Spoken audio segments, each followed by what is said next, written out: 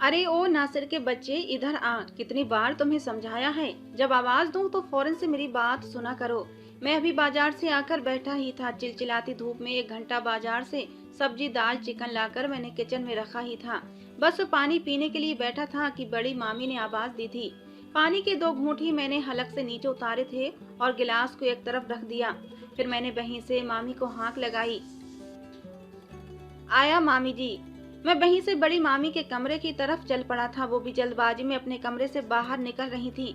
मुझे देखकर कहने लगी, एक तो मेरी मत ही मार दी है इस नूर ने। तुम बाजार चले गए तो मुझे याद आया कि नूर की सहेलियां आने वाली हैं। मैंने तो उनके लिए चाय का सामान ही नहीं मंगवाया। ऐसा करो नासिर बेटा, शाबाश, बाजार से जाकर बेकरी का कुछ सामान ले आओ, और हाँ, गर्मा गर्म समोसे भी ले आना। 2000 का नोट मामी ने मुझे पकड़ाया था।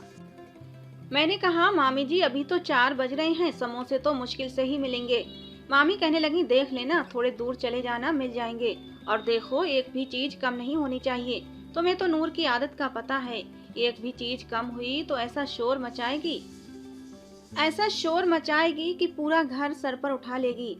मैं जानता था कि नूर किस कदर जिद्दी टाइप की लड़की है। खैर, पागल तो पूरा खानदान ही था।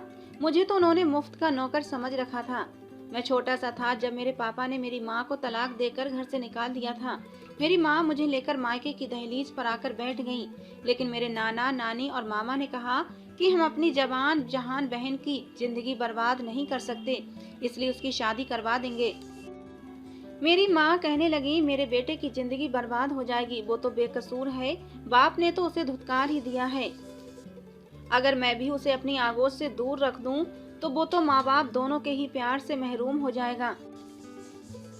लेकिन मेरी माँ की किसी ने नहीं सुनी। सबने कहा, कोई बात नहीं, बच्चा है, बच्चों के साथ रहकर पल जाएगा, लेकिन तुम्हारी जिंदगी बर्बाद नहीं होने देंगे। यही हुआ था। मैं 5 साल का था जब मेरी माँ की दूसरी शादी हो गई। उस रात मैं बहुत रोया था। मम्मी की विदाई के वक्त मैं अपनी माँ का रूसी दुपट्टा पकड़ लिया था। मैंने कहा, माँ मुझे छोड़कर मत जाओ, मुझे भी अपने साथ ले जाओ। माँ, मुझे तुम्हारे बगैर नींद नहीं आएगी। तुम्हें पता है ना, मुझे अकेले में डर लगता है। जब तक मैं तुम्हारे साथ न सोऊं, मुझे नींद नहीं आती। मेरी माँ भी आंसू बहा रही थी, लेकिन मेरे मामा ने बड़ी बेदर्दी से मेरा हाथ पकड़कर मेरी माँ से मुझे जुदा कर दिया। मैं बिलख बिलख के रो रहा था। मेरी माँ भी पलट पलट के बार बार मुझे ही देख रही थी। आंसू उनकी आंखों से भी बह रहे थे। जिस आदमी से मेरी माँ की शादी हुई थी, वो उसे अपने साथ कनाडा लेकर जाने वाला था। फिर पता नहीं मुझे अपनी माँ का चेहरा कब देखने को मिलता। खैर, उस पूरी रात मैं रोता रहा था। कुछ दिन तो मेरी मामियों ने मेरे साथ बहुत ही अच्छा व्यवहार रखा था। खाना भी अपने हाथों से खिलाती रहीं। लेकिन समय गुजरने के साथ साथ सबको ही अपनी औलादें प्यारी होने लगी थीं, इसलिए उनका ध्यान मेरी तरफ से हटता चला गया। मेरे मामा का भी बस मुझ पर यह एहसान था कि मेरी पढ़ाई नहीं छुटवाई थी। लेकिन मैं जैसे ही स्कूल से वापस आता, मेरे काम शुरू हो जाते। घर का सौदा सुलफ लाना, घर के छोटे मोटे काम करना, यहाँ तक कि बर्तन धोना तक मेरी जिम्मेदारी में शामिल होने लगा था। नाना नानी भी अब इस दुनिया से जा चुके थे, वरना नानी की मौजूदगी में मुमानी फिर भी थोड़ा सा लिहाज बरत जाती थी। अब तो मेरे सारे कजिन भी मुझे घर के नौकरों जैसी ही अहमियत देते थे, और उन सब में नूर भी शामिल थी। इस घर में नूर के नखरे इसलिए भी ज्यादा उठाए जाते थे क्योंकि वो पूरे खानदान की इकलौती लड़की थी। बड़ी मुमानी के 2 बेटे थे और एक ही बेटी थी नूर। छोटी मुमानी के 2 बेटे थे। यूं नूर की अहमियत खुद ब खुद घर में बढ़ चुकी थी। मेरी माँ जो विदा होकर गईं तो पलट कर नहीं लौटी थीं।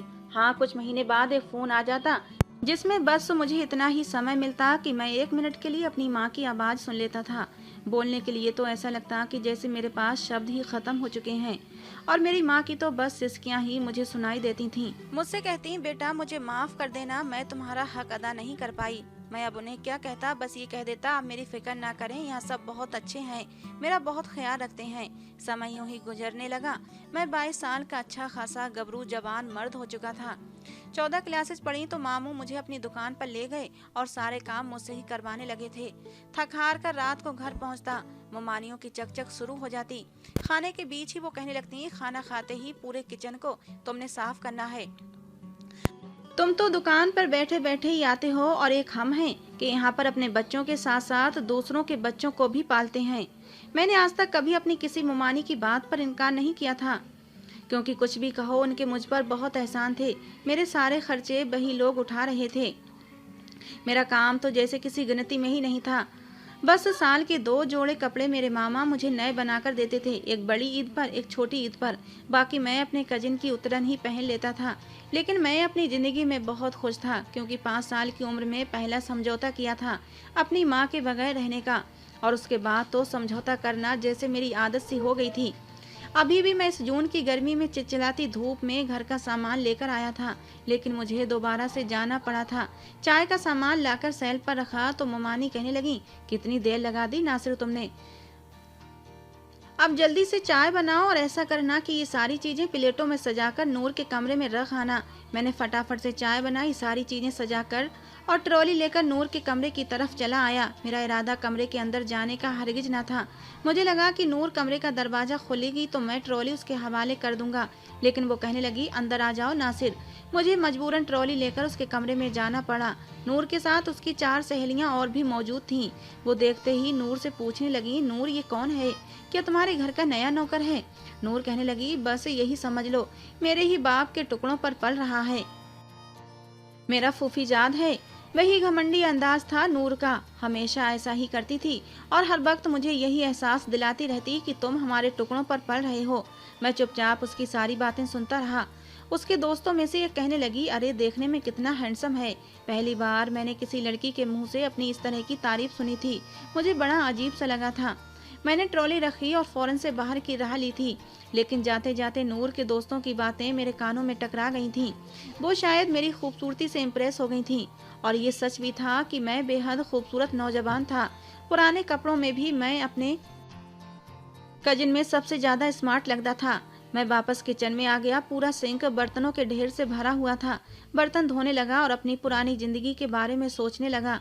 मैंने अपने आप को पत्थर का बना लिया था, और ये शायद मेरे जीने के लिए बहुत जरूरी था, क्योंकि अगर मैं सबके रवैये और तानों को दिल से लगा लेता तो शायद मेरे लिए यहाँ पर रहना और भी मुश्किल हो जाता।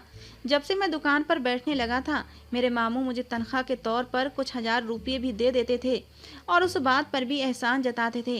कहते थे, तुम्हारे सारे खर्चे तो हम पूरे करते हैं, ये पैसे तो तुम्हें दे रहे हैं ताकि तुम इन्हें संभाल कर रखो और मुश्किल समय में काम आ जाएं, और फिजूल खर्चे में मत उड़ाना। बड़े मामू ने नूर को कॉलेज छोड़ने और लेने की जिम्मेदारी भी मुझ पर ही लगा रखी थी। सुबह जब मैं उठता तो सबसे पहले अपनी मुमानियों के साथ मिलकर नाश्ता बनवाता था। नाश्ता वगैरह करके नूर को उसके कॉलेज बाइक पर छोड़ने जाता, और वापसी में घर का सामान वगैरह लाने के बाद मैं घर के छोटे मोटे काम करता। नूर की कॉलेज से छुट्टी होती तो उसे घर छोड़कर ही मैं अपने मामू की दुकान पर चला जाता। नूर के 2 भाई थे, लेकिन उसकी जिम्मेदारी उठाने को कोई तैयार न था।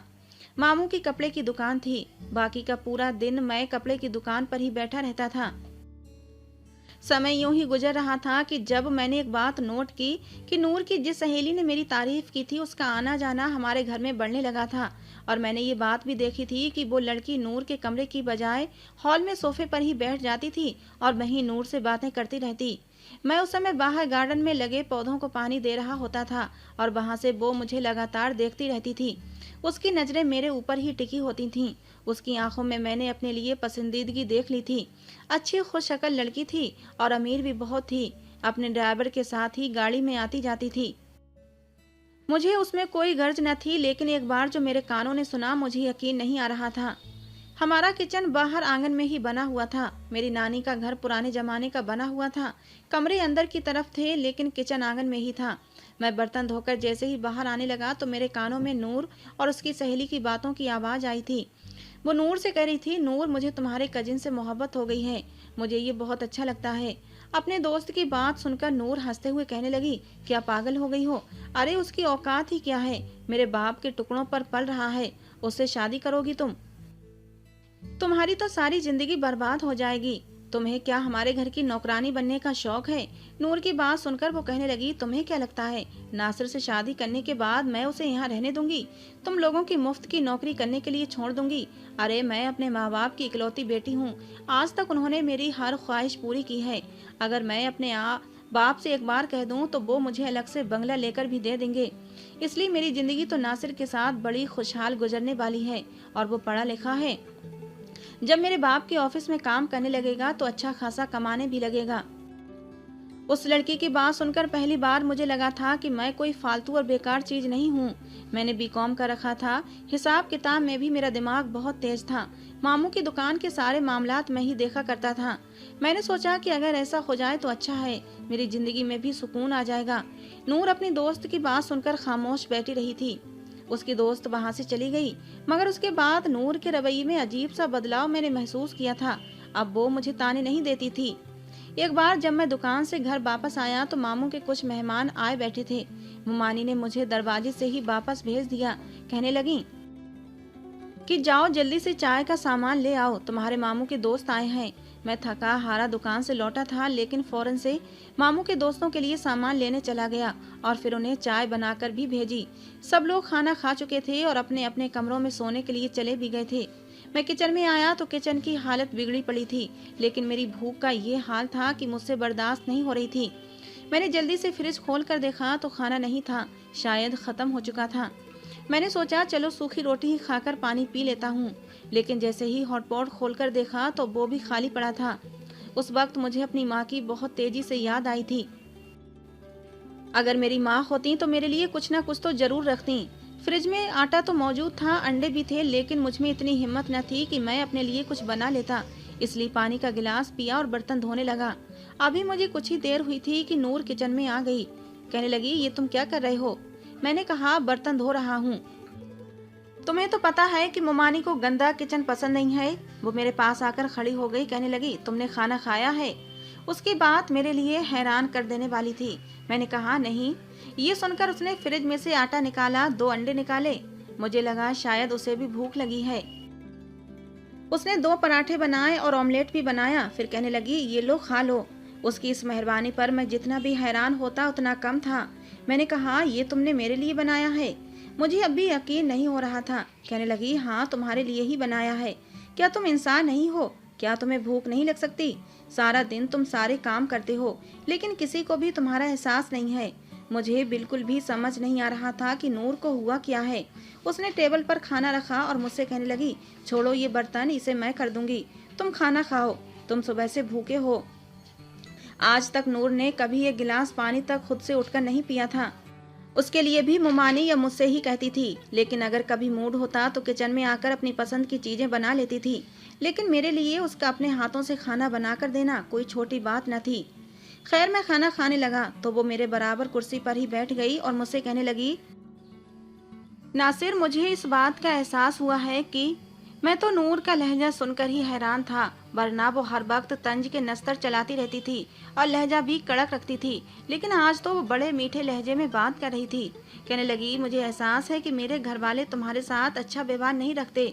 मैं भी नहीं रखती थी, लेकिन जानते हो, मुझे मेरी दोस्त ने एहसास दिलाया है। वो मेरी दोस्त है ना, जो आए रोज मेरे घर आती रहती है। मैं जानता था, इसीलिए हाँ में सिर हिला दिया। फिर वो कहने लगी, वो तुम्हारे चक्कर में ही आती है।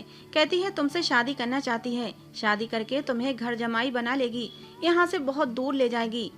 ये कहने के बाद उसने मेरे हाथ पर हाथ रख दिया। मैं तो यूं था कि सांस लेना भूल गया था, साथ ही वो आंसू भी बहाने लगी। मैं तो खाना खाना ही भूल गया था। वो रो रही थी, लेकिन क्यों रो रही थी? वो कहने लगी कि नासिर, उस वक्त मुझे एहसास हुआ कि मैं तो तुम्हारे बगैर रह ही नहीं सकती, मुझे तुमसे मोहब्बत हो गई है। उसके एतराफ़े मोहब्बत ने तो मेरे दिल के अंदर एक ऊधम सी मचा दी थी। रात के समय जब सब सो रहे थे तो वो मुझसे अपनी मोहब्बत का इजहार कर रही थी।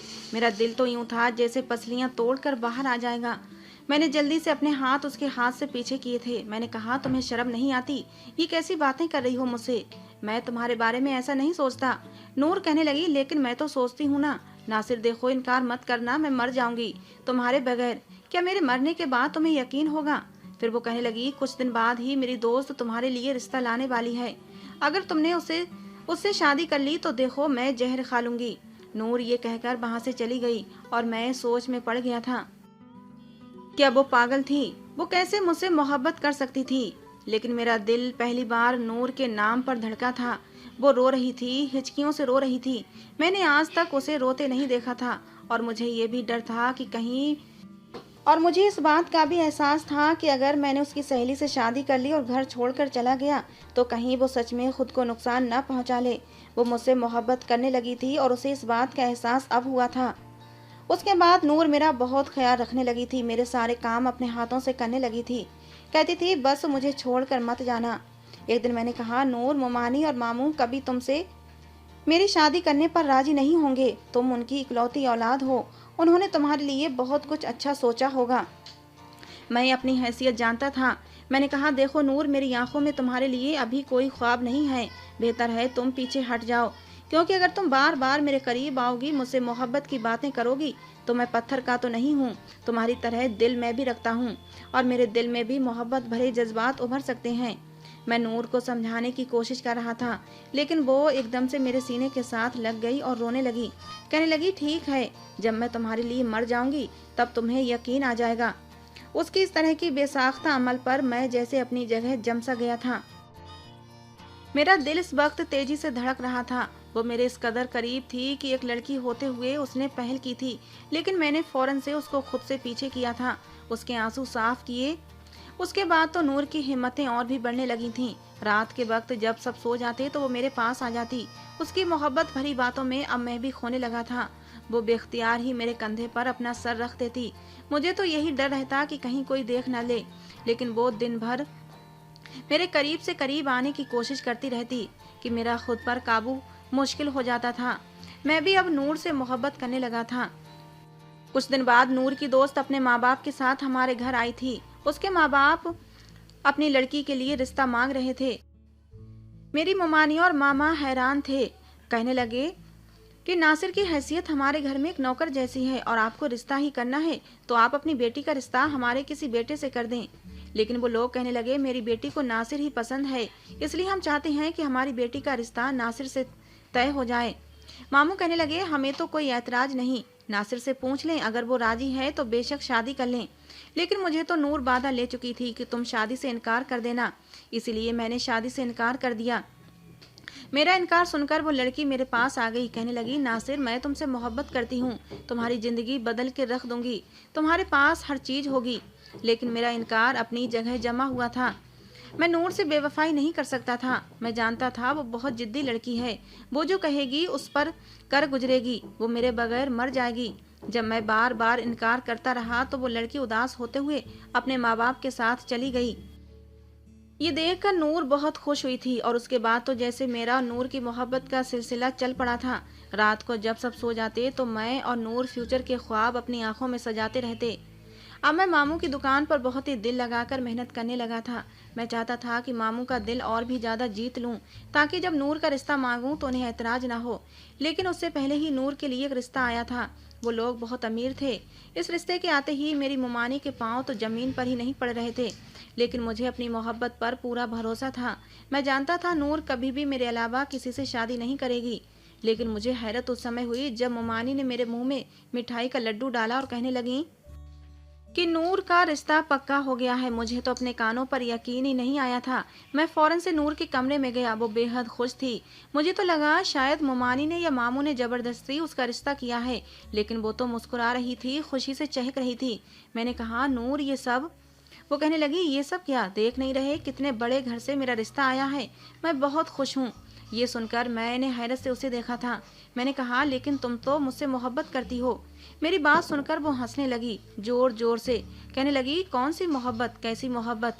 मुझे तुमसे कोई मोहब्बत नहीं है। पहले जाकर आईने में खुद की शक्ल देखो, तुम्हारी औकात है कि मैं तुमसे मोहब्बत करूं? वो तो मेरी दोस्त न जाने क्यों तुमसे इम्प्रेस हुई थी, तुमसे शादी करना चाहती थी। मैंने सोचा कि अगर तुम्हारी शादी उससे हो जाती है तो वो तो तुम्हें 2-3 दिन में ही अमीर बना देगी, और मैं नहीं चाहती थी कि पाँव की जूती मेरे सर पर नजर आए। मैंने तुम्हारे साथ मोहब्बत का ड्रामा रचाया था ताकि तुम मेरी दोस्त सोनिया से शादी पर इनकार कर दो, और अब वो अपना दिल टूटने पर ये देश ही छोड़कर जा चुकी है। तुम इस घर के नौकर हो, इसलिए सारी जिंदगी इस घर के नौकर ही रहोगे। मैं कभी भी तुम्हें अपने बराबर नहीं देख सकती। नूर की बातें सुनकर मुझे अपने कानों पर यकीन नहीं आ रहा था। मैं इस वक्त उसकी मोहब्बत में डूब चुका था। मैंने नम आंखों से कहा, मेरे साथ तुम ऐसा नहीं कर सकती, मैं तुमसे बहुत मोहब्बत करने लगा हूँ। एक मर्द होते हुए मैं नूर के सामने घुटनों के बल बैठकर उसके सामने अपने दोनों हाथ जोड़कर अपनी मोहब्बत की भीख मांग रहा था, लेकिन उसका वही घमंडी अंदाज था। कहने लगी, खबरदार, जो तुमने किसी से इस बात की चर्चा भी की, वैसे भी कोई भी तुम पर विश्वास तो करेगा नहीं। मैंने नूर की बहुत विनती की, लेकिन वो नहीं मानी। मुझ में इतना हौसला न था कि उसे अपने सामने विदा होते देख सकता। मैं रातों ही रात वो घर छोड़कर चला गया था। मेरे पास इतने पैसे जमा हो चुके थे कि उन पैसों से मैं दुबई जा सकता था, और मैं वहीं 10 साल मन लगाकर मेहनत करता रहा। 10 सालों के बाद वापस आया। मैंने इतने पैसे कमा लिए थे कि अपने मामा के बंगले से भी बड़ा एक बंगला खरीद लिया और बचे हुए पैसों से अपना बिजनेस भी शुरू कर लिया। मेरा बिजनेस जल्दी ही चल पड़ा और फिर मैं वहीं रहने लगा। एक बार सोचा कि मुझे उन लोगों से मिल लेना चाहिए। वैसे भी वक्त तो पहले से बहुत आगे बढ़ चुका था। मेरी उम्र इस समय 34 साल हो चुकी थी। मुझे पता था नूर की शादी हो गई होगी और वो अपने पति और बच्चों के साथ एक खुशहाल जिंदगी गुजार रही होगी, लेकिन फिर भी मैंने सोचा मुझे उन लोगों के पास जाना चाहिए, मिलना चाहिए। कुछ भी हो, उन लोगों ने मेरा पालन पोषण किया था, मुझे पढ़ाया लिखाया था। लेकिन जब मैं मामू के दरवाजे पर दस्तक दी तो दरवाजा नूर ने ही खोला था। चेहरे की रौनक धुंधली पड़ चुकी थी, तन पर पहने कपड़े भी मैले थे। मुझे देखकर कुछ देर तो देखती रही, फिर वो पीछे हट गई। मैं अंदर दाखिल हुआ तो मुझे देखकर देखती ही रह गई थी। फिर वो पीछे हट गई और अपने कमरे में चली गई। मैं अंदर दाखिल हुआ तो मुझे देखकर मामू मुमानिया आगे बढ़कर मुझसे मिले थे, और तब मुझे पता चला ऐन निकाह के वक्त लड़के ने नूर से शादी करने से इनकार कर दिया। उसके बाद से नूर का कहीं रिश्ता नहीं हुआ। सब यही कहते हैं कि लड़की में ही कोई कमी होगी जो बारात ही नहीं आई, और लड़के ने शादी से इनकार कर दिया। फिर मुमानी मुझसे कहने लगी, नासिर तुम मेरी बेटी को अपना लो, वो तो हंसना तक भूल गई है। मैं नूर के कमरे में दाखिल हुआ तो वो सिसकियों से रो रही थी। मुझे देखकर अपने आंसू पोंछने लगी। मेरे पास आई और कहने लगी, मुझे माफ कर दो नासिर, मैंने तुम्हारे साथ अच्छा नहीं किया। उसके बाद उसने मेरे सामने हाथ जोड़ दिए। कहने लगी, मुझे तुम्हारी आह लग गई है, मैंने तुम्हारा दिल दुखाया था। वो बिल्कुल बदल गई थी। मेरे सामने हाथ जोड़े माफिया भी मांग रही थी। लेकिन मैं ये सोच रहा था क्या करूं, क्या उसे माफ कर दूं, क्योंकि मेरे दिल में आज भी वही मौजूद थी और मैं नूर की तरह पत्थर दिल भी न था। लेकिन फिर भी आपसे पूछ रहा हूँ, मुझे क्या करना चाहिए। आज की हमारी ये कहानी आपको कैसी लगी जरूर बताना। पसंद आई हो तो प्लीज़ लाइक करना। रोज एक नई कहानी सुनने के लिए हमारे चैनल को भी सब्सक्राइब करना।